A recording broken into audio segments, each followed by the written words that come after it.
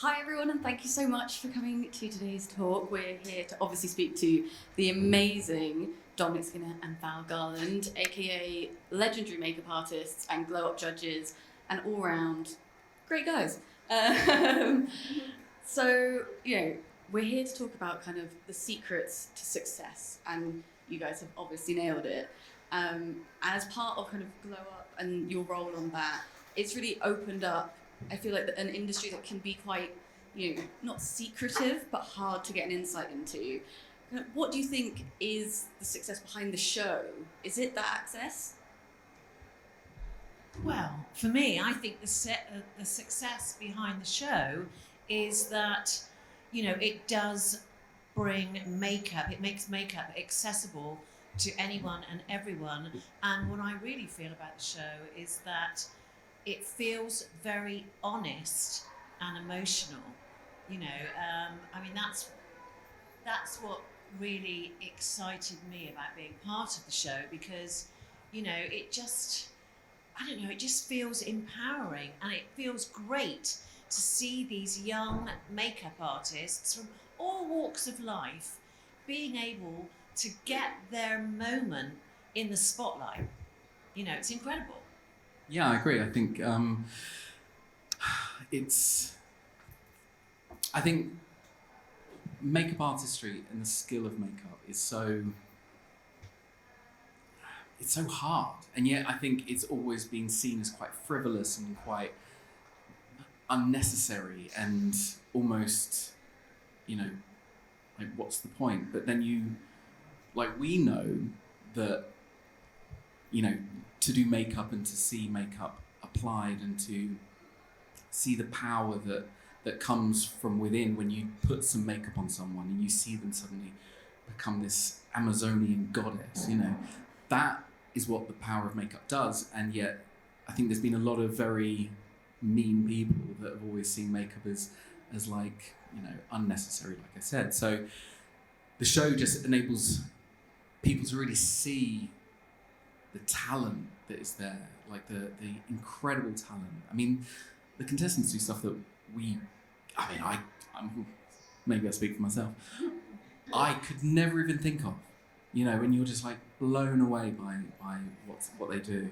I mean, that's what I love about the show, because we're seeing makeup being done by makeup artists, but it's actually taken makeup to a whole new level. It's an art form, it's serious, it's real, it's a profession. And for the very first time, we're sort of seeing all this incredible work. It's mind-blowing. I mean, if I think about series 3, that very first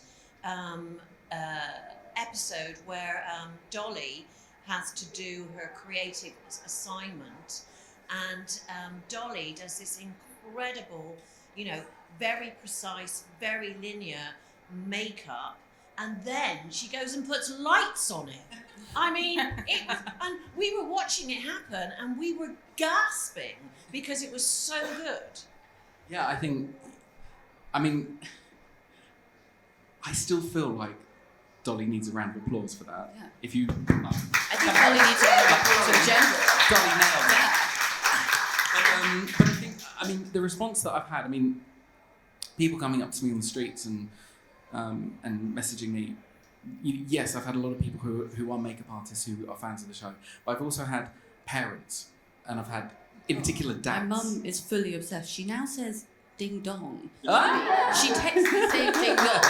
And I'm like, but she loves it because I think she feels like it's a little in with my job. She's like, I know about beauty, I say ding dong. But the thing is, it's true. It's like, I've had people, parents, but like I said, especially dads, because I think dads and makeup, obviously, they just don't understand why their child is in their bedroom for 5 hours on YouTube. Yeah. But the number of parents that have come to me and said, I now understand that they've got an opportunity, that there is life beyond their bedroom, that they can go work in the West End or in Fashion Week or on photo shoots or in movies. And I'm not so worried about them anymore. And that, I think, has been probably the biggest thing, because that's allowed the young people to actually do it without having to do it on the side whilst being a lawyer. It's like they can actually be a makeup artist, and it's seen as a proper profession. It's been an educational tool about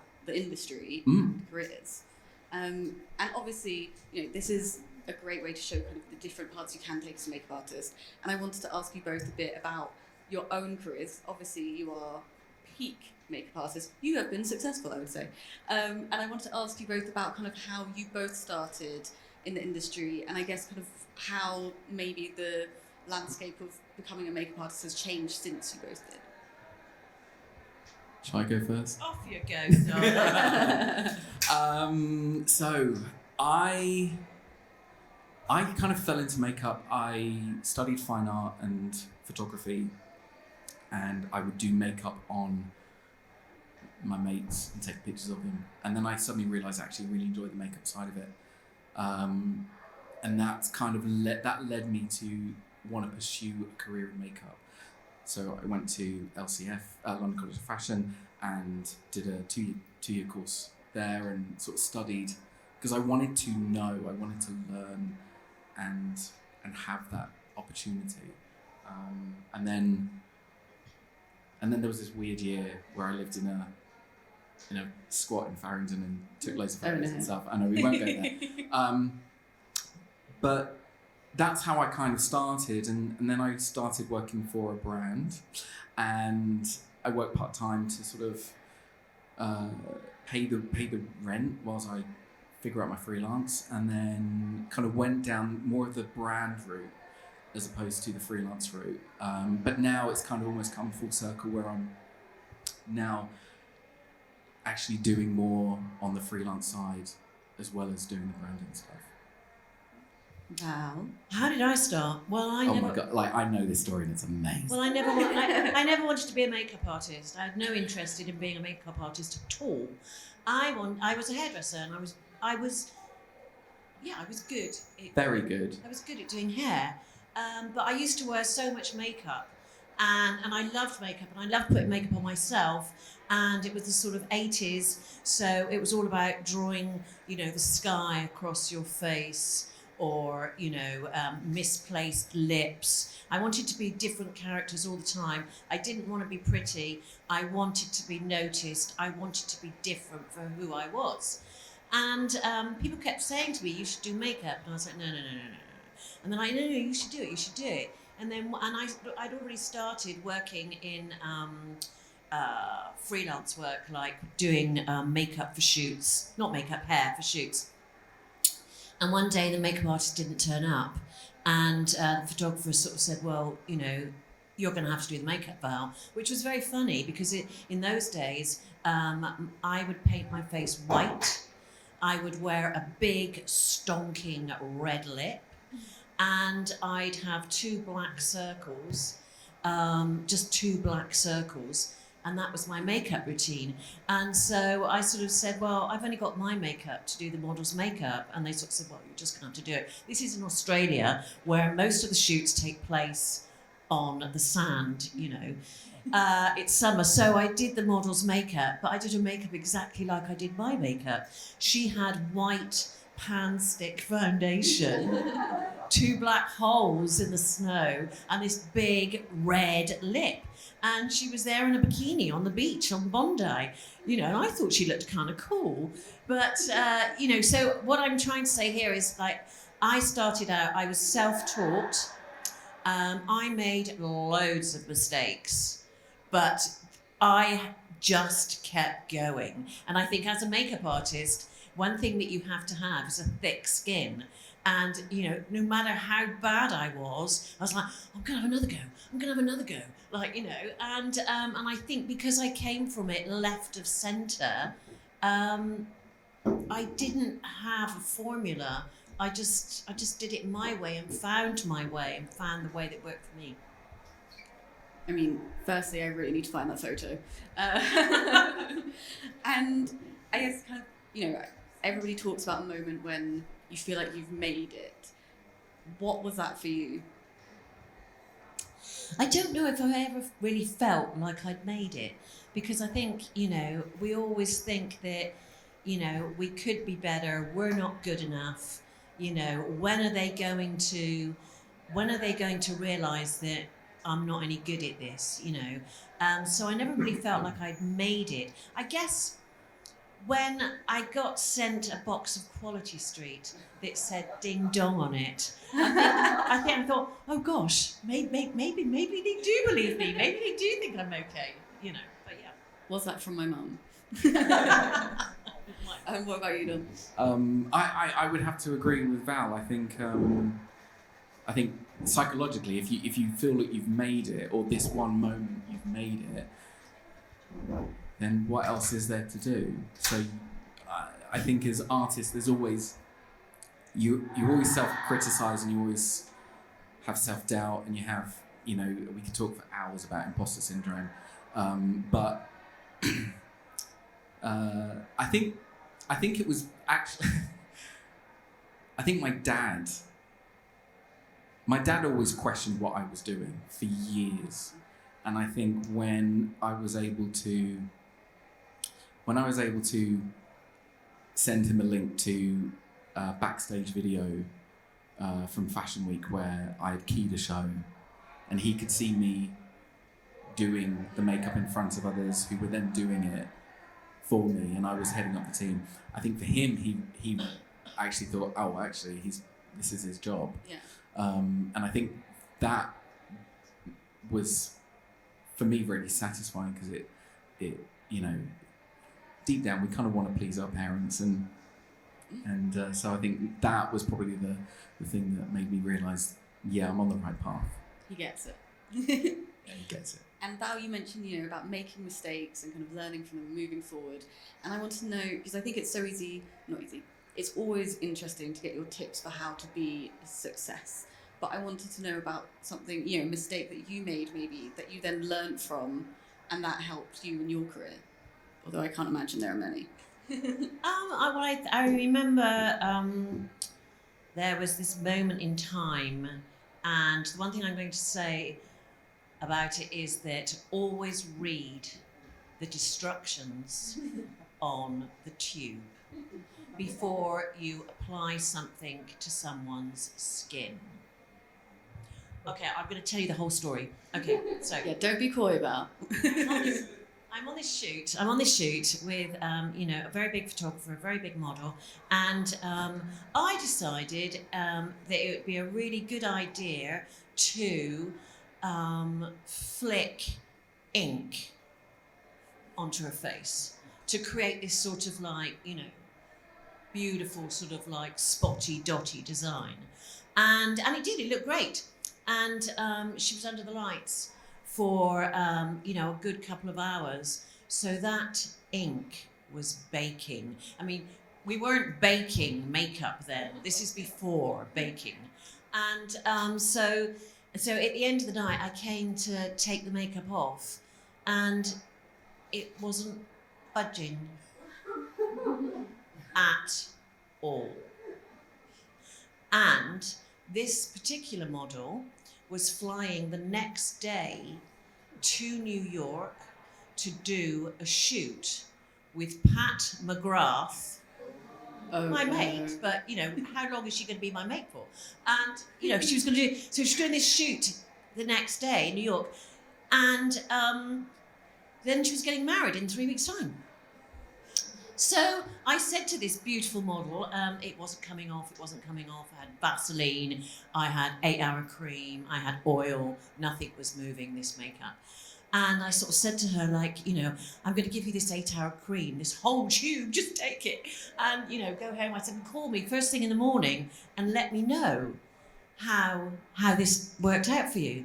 Anyway, I called my agent and I said, my career is over. I'm going to get sued by the model agency.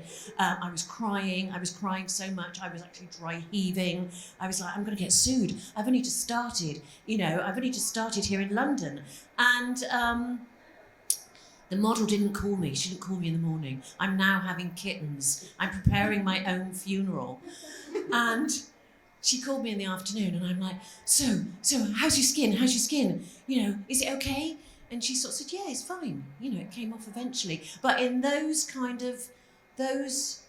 10 hours of not knowing whether my career was over, whether this model's face was ruined, I learned a big lesson that day, and that was always read the instructions on the tube. I think a round of applause for that amazing story. It's a true story. Okay, can you match it? No. I've learned not to try and match Val, even in glasses. No, I think, reading instructions is probably really important. My lesson was actually probably about 10 years ago. I was having one of those moments of self-doubt, and I was doing a shoot, and I got this idea, and this is what we were going to do, and it's going to be amazing, and I've got this whole, story about the character, and it's going to be amazing. And I mentioned it to a friend, who then was like, "Are you sure? Really?" And I suddenly thought, and I changed the story completely, and I did this makeup, and the photographer and the stylist never called me again. No. Because it was boring. Like, I'll be honest, it was really boring. I bored myself doing the makeup. But I had I just didn't trust my instinct. I didn't trust my gut. And my gut and the spark and the excitement from my initial idea was what I should have done. And that lesson has totally changed. It totally changed my career, because if I hadn't have had that one moment, yes, that photographer and that stylist never called me again. Doesn't matter. There's thousands of other photographers. It's fine. But I learned a really valuable lesson to trust my gut, trust my instinct, do me. I would rather them not call me because of me than not call me because someone else told me not to be me. Yeah. So that's my one piece of advice. Well, clap for Dom too. And well, that's sort of what I wanted to talk to both of you next about, which is, thousands and thousands of people apply for Glow Up. How do you find the ones that really show that potential? What are you looking for that really makes someone stand out? Well, the one thing I think I would love to acknowledge is that Val and I don't have a say. Interesting. In who gets chosen. Okay. So you can DM me as much as you want, but it ain't gonna help. And you can DM your friend. Like, I can't. I have no say. Neither of us do. Okay, so maybe more about when you start the show and you've got the contestants. What are you looking for to really kind of catch your eye? What makes the work someone does? You see like, oh, all right, there's something here. For me, it's pure skill. I need to see skill. With the magnifying glass. Well, that's her job. No, I kind of feel, from my point of view, it's about skill. I need to see that there is, I hate to say it, the symmetry, the balance, the precision. I need to see that, because I feel like if you've got that, you can then deconstruct it. And without that, I just don't see how you're gonna have more of a struggle. It's if you've got an idea in your head but you can't technically get it out, you will struggle and you will sweat, and that's where I think people tend to trip up. That's mine. I mean, I'm looking for skill as well. You've got to have a skill set to get on the programme, but I'm also looking for something else. I'm looking to be inspired. I'm looking for the next generation. Where is this person taking makeup? So many people can do makeup and do the same makeup, but I'm looking for the wow factor, that unique USP that makes you stand out from somebody else. I want to be inspired. I want to be able to say, that's a ding dong. I think lots of people want you to as well.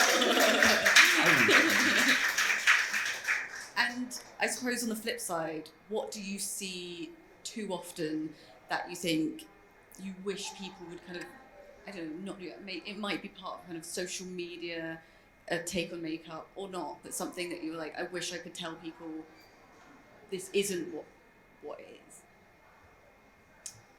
That's a hard one, isn't it, really? Pet peeve. Don's ready. Yeah, I mean, whilst you think about it, I would just jump in and say there's a difference between being inspired and replicating. Yeah. And I think one of my biggest pet peeves is people saying, I'm inspired by, but it's actually just a knockoff of. I see. And, well, if I've seen it once, I don't want to see it again. You know, you don't want to go through the Tate Britain and see the same painting all the way through. You want to see differences and different techniques and different styles and different colours. And if you just see the same thing, I think very early on in social media, there was this whole cut crease thing, and it was like everyone didn't say, oh my God, I was so bored. Luckily, we've got a new generation of artists that are really pushing the boundary, but there's still a lot of people that are replicating and not inspiring each other. And that's what I want to see. I want to see originality. That's what it's all about. Yeah, I don't think I have a pet peeve. Excuse me. I think, what don't I like? I don't like it if you can't do it. You know, I mean, if you say, oh, you know, if you tell me this story and you bring me this vision of how you want this makeup to turn out, and you just don't bring it. You know, I hate a blagger. You know, don't like, just bring me the skill. I don't care. I don't really care how you get there. It's the end result. Somebody can do a makeup and it can take them 4, 6, 8 hours. And it's incredible. But then somebody else can do a makeup in 10 minutes and it's beyond. It's, you know, the way you get there, it's the end result that I'm interested in. Does it work? And have you got the beauty? You've got to have the beauty. That's what's really important for me. Yeah, I think, just following on from Val saying about blagging, there's a few, I don't know, should I say this? It's not, well, I'll just say it anyway. There's been a few moments on the show where someone tries to blag a little and make out that something was meant to happen that way. And, you know, I mean, we've been around the block. So we look at each other with like, you know. So I think don't, you know, because the thing is, if you try and blag it, you're not just trying to, you're not trying to do the whole smoke and mirrors to us, you're doing it to yourself.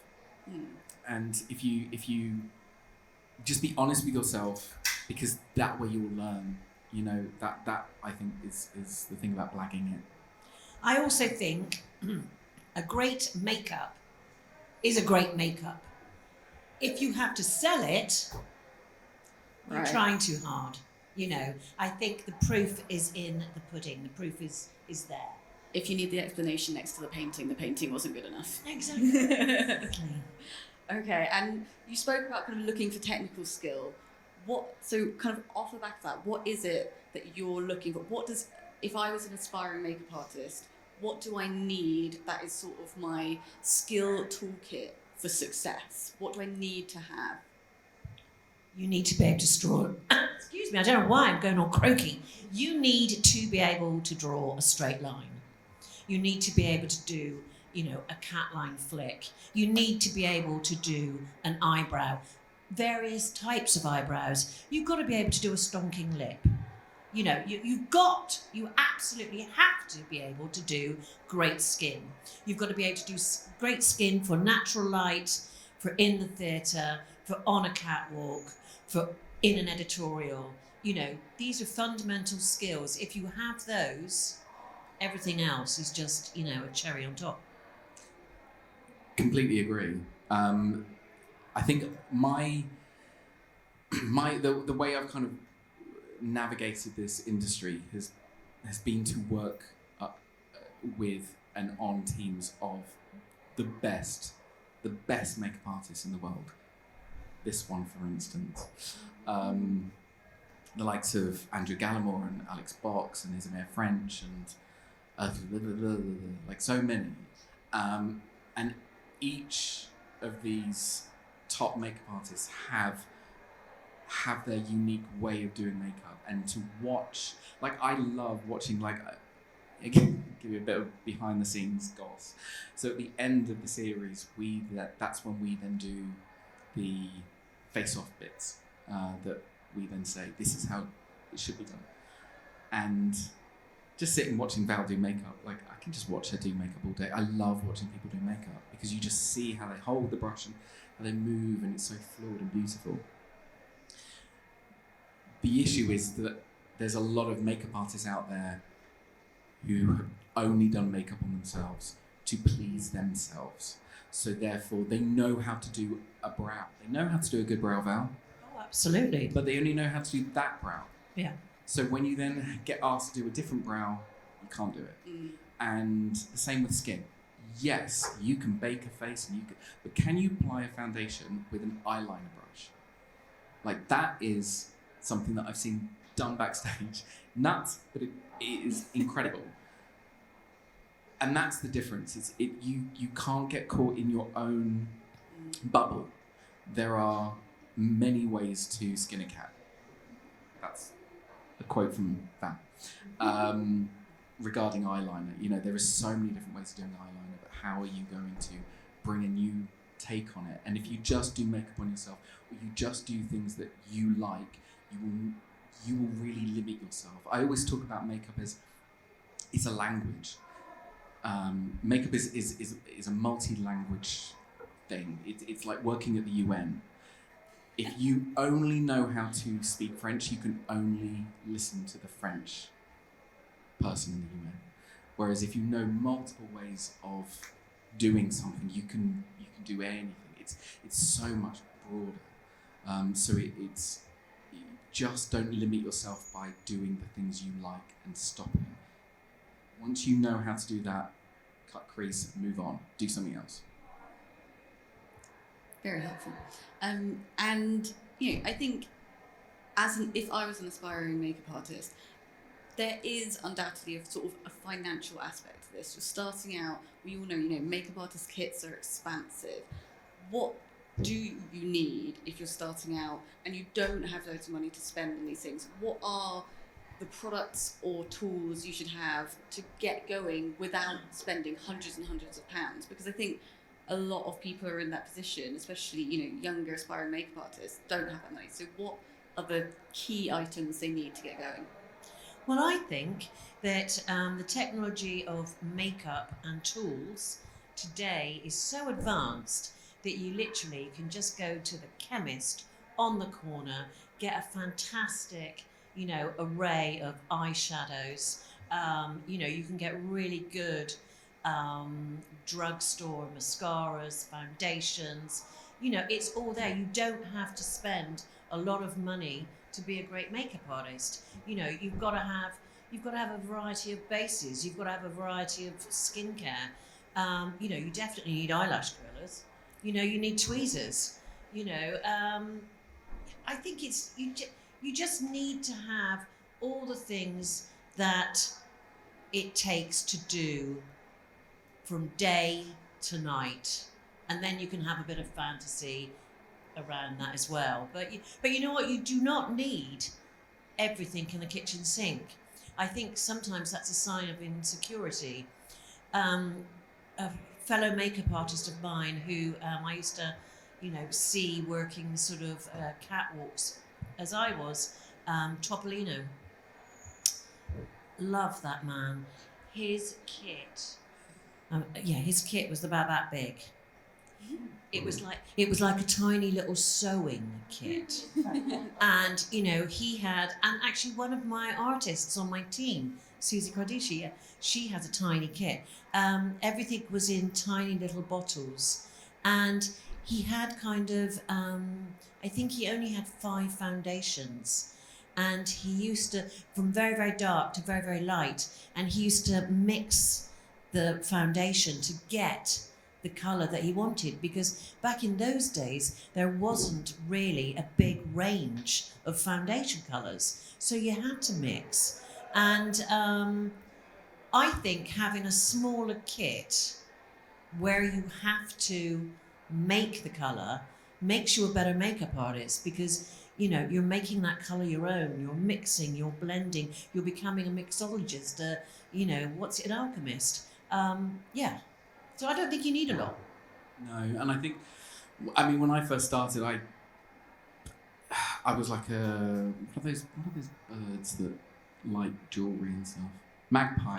Magpie. I was like a magpie. Like, oh my god, if I went into like Superdrug and I saw a glittery purple lipstick, it was mine. I was putting it in my kit, and it would stay there. It would gather dust, and I would never use it.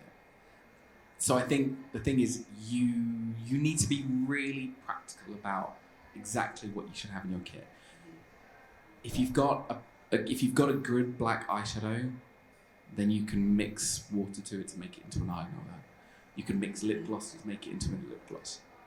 You can do all sorts of stuff. So it really is exactly what Val said. You don't need... I mean, I remember seeing Topolino at a show. He was keying a show, and he literally walked in with a Boots bag with 5 bits in it, and he dropped it down and said, right, this is... And he literally went into Boots, made up the look, went walking through the Boots beauty counter, and just... Right, this is what we're doing, this is the look, and this is... And it was like, oh my God, and there's lots like lugging suitcases full of stuff. You really don't need to. You just need to be very mindful and thoughtful about what it is you can do with that one thing. I think it just gets down to confidence. If you're confident in what you can do, you'll just do it, You'll just find a way to make it work. Yeah. And... Glow is all about supporting kind of aspiring makeup artists. If you were going to give kind of some tips for starting out as a makeup artist now, what would they be? Do you have to be professionally trained? Do you have to be in London? Are there kind of essentials, or what are your tips to kind of getting on that road to becoming a pro makeup artist? No, you don't have to be in London. You can be in anywhere in the world. You've just got to believe in yourself. You've got to push yourself. You've got to get your online digital presence noticed. You just got to do everything that's put in front of you. The people that you are testing with or you're playing around with now, they are the people that you're going to travel with. It takes you to wherever you want to go.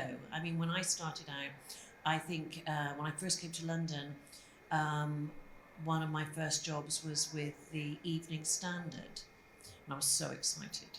I was so excited because, this was a newspaper and it was in London. Ding dong. And, but I was working with this young hairdresser called Eugene Suleiman, and I was working with this young stylist called Katie England, and through meeting these two people we actually sort of like traveled our journey together, and we'd shoot together. Katie said like, oh, I'm going to be doing a show in London, some new young designer just finished at St Martin's, do you want to come and meet him? His name's Alexander McQueen. We called him Lee. I went along, he opened the door and he was like, all right. I was like, all right. But so the people that you start with, that's who you're going to be successful with. So you should find like-minded people in the beginning and nurture each other and grow together.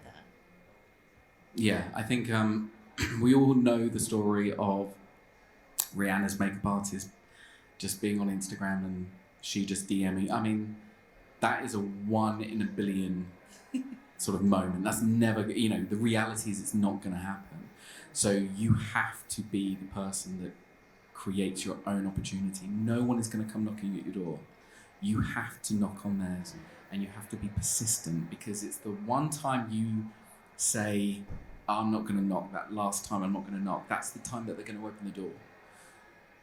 And if you don't knock on it, the person behind you is. So you need to just be persistent and consistent.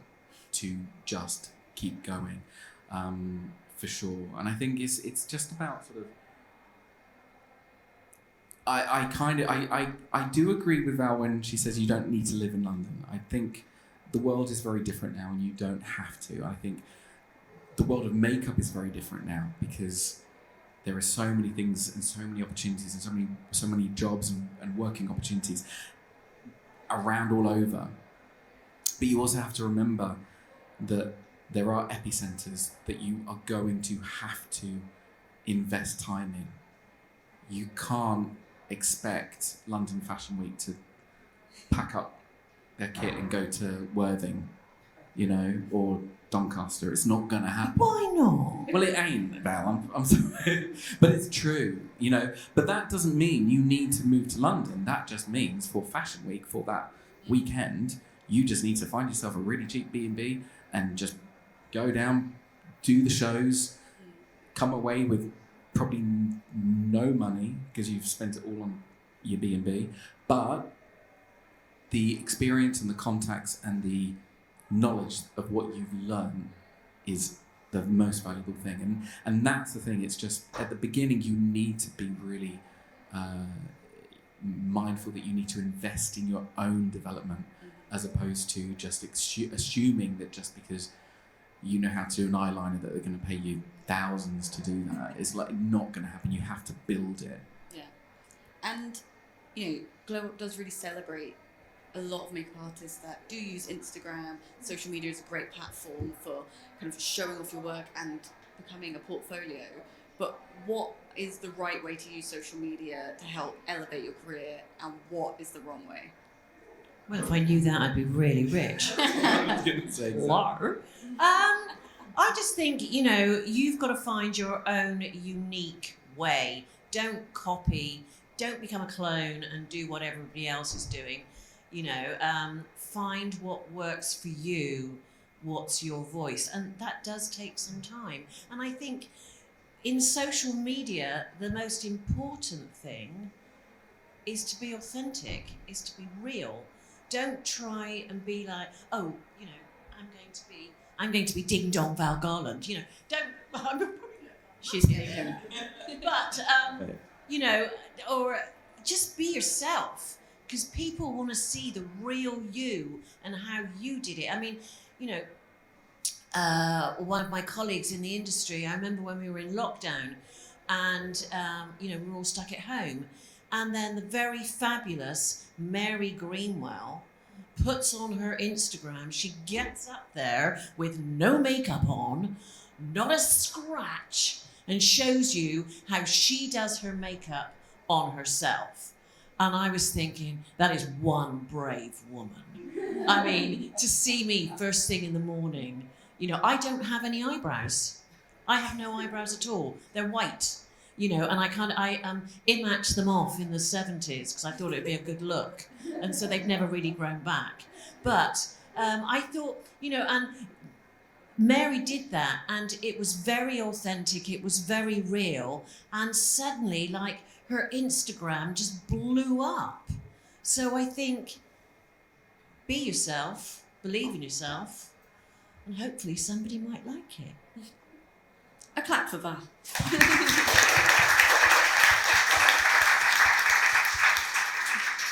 John. Honestly, got nothing else to say. That was perfect. It's true. We're very intelligent people sometimes, and we have this sixth sense that we can smell when things are a bit fishy. And so when you know the influencers that you follow that you're just like, I don't know if I believe it, and that's the truth. And so you just got to be yourself. I always say that the interesting thing about social media, but that we live in, is that there's 2 billion people on Instagram, and however many billion on TikTok. You don't need to be best friends with everyone. You just need to be yourself and allow those people that like your quirkiness to find you. And if they find you, they will stay with you. And you know what? you don't need half of them. You just need maybe 0.01%, and you've got yourself 100,000 people. And that's the truth. That's where it really comes down to. So, like Val said, be authentic, be yourself, and let people find you just organically. Yeah, agree. And on that note, I'm going to throw out questions to the audience. Please do not be shy. Please ask questions. They are here. Ask them questions. Yes.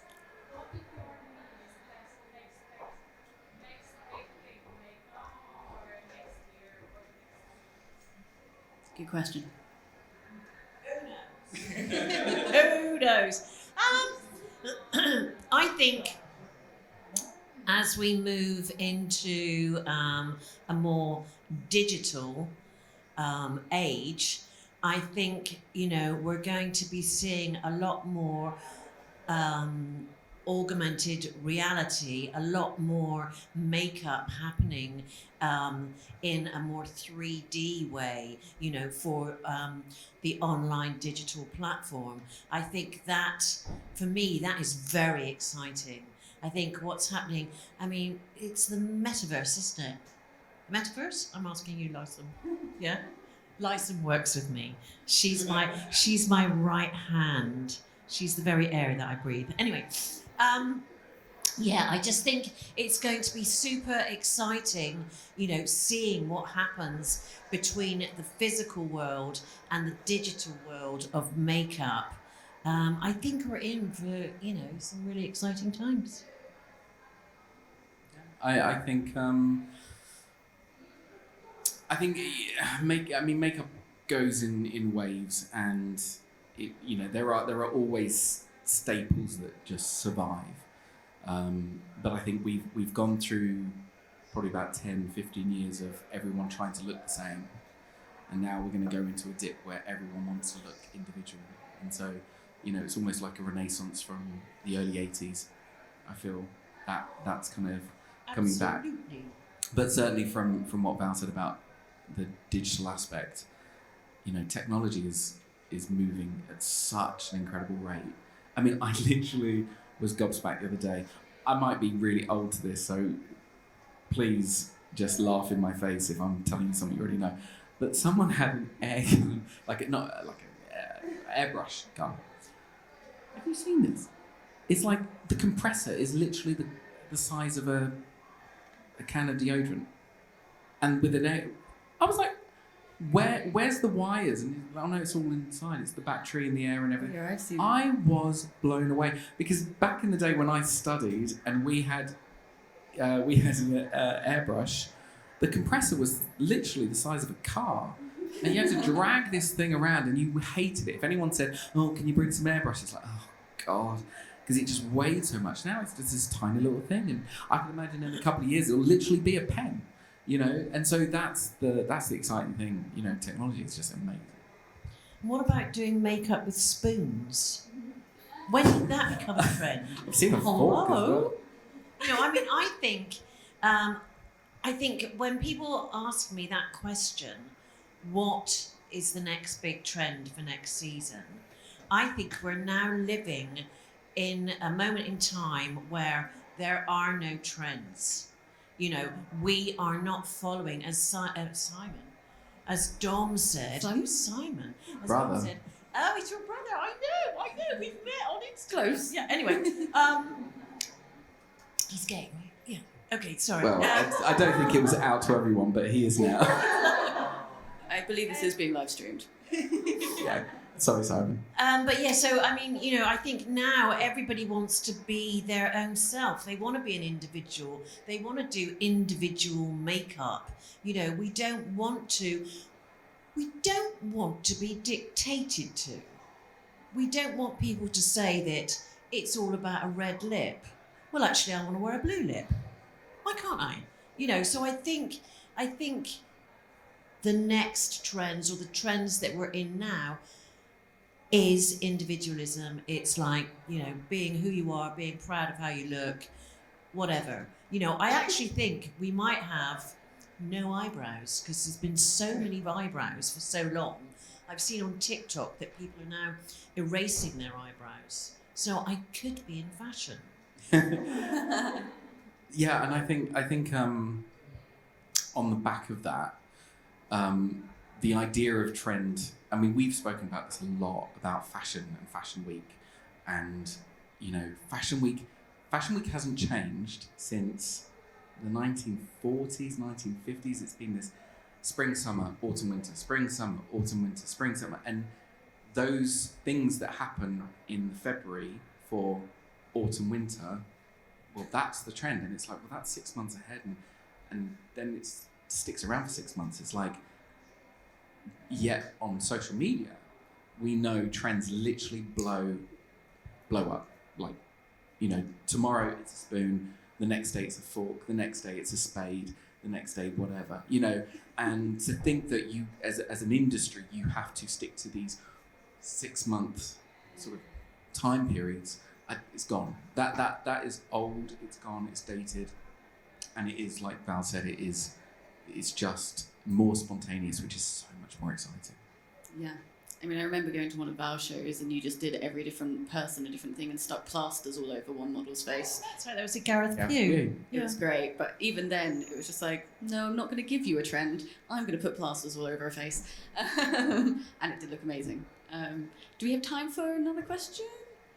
I'm going to say you. Hi, I'm Sandra from Spurgeon's College. Are any of you planning on hatching your own brands, such as what we've seen from Dame Pat McGrath or Bobby Brown, who started I always said that the only time that I would be interested in doing a brand would be if I could do something revolutionary. I think there are so many amazing brands out there. I'm not really interested in doing another brown eyeshadow or another fluttery, lengthening mascara. I'd want to do something AI. That's what excites me, because it would be something new. So to answer your question, no, I don't think I'm going to be bringing out a range anytime soon, unless somebody wants to, hook me up with NASA. Then I think that would be interesting. Some makeup robots. Yeah, I mean, I would have to agree. I think, there is so many brands, and you keep hearing about new brands coming every couple of days, and it's so swamped. And the problem is they don't last. And I think to do your own brand now is a very brave thing. So unless you have a really, really unique point of view, I just don't know how successful it's going to be, and the amount of work and time it takes to really make it happen. However, if anyone wants to invest, I'm more than happy. But no, I think there's so many amazing things out there. Why would you want to fight for a space in the market? I think it's really overcrowded. But we had the same thing with fashion about sort of 15 years ago. Every Tom, Dick, and Nancy was doing a hoodie and a sweater and a jumper and a pair of shoes, because they were a celebrity or they were someone. And now I think that's still happening, darling. Well, yeah, it still kind of happens, but again, it fell to the wayside, and now everyone's doing beauty because it's a quicker, faster buck, and it's a good buck because it's incredibly cheap to make the product, but that doesn't necessarily mean it's a good product. So it's I think give it a couple of years. My thought is that it will fade. That sort of the world we live in, where everyone's got their own brand, it will fade and other things will come up. I think I'm quite interested in having a digital brand. I think that sounds like a good plan. I'm up for that. Me too.